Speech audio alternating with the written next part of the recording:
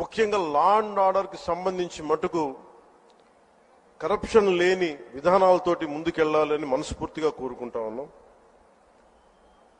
అలాగే ఏ విధమైన ఇబ్బందులు కలిగించినా చాలా మందికి ఒక ఆలోచన ఉండొచ్చు, మళ్ళీ ఆ ప్రభుత్వం వస్తే ఏమవుతుంది, ఆ ప్రభుత్వం రావట్లేదు. ఇది ఎందుకు చెప్తున్నానంటే, ఇది I want to give you confidence, I want to empower you.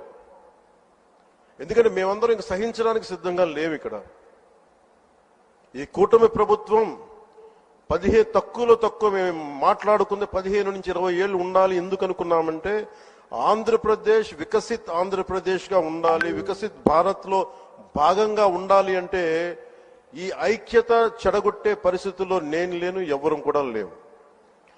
అలాగే ఇది గత ప్రభుత్వ పాలకులు కూడా ఇది గుర్తుపెట్టుకోవాలి.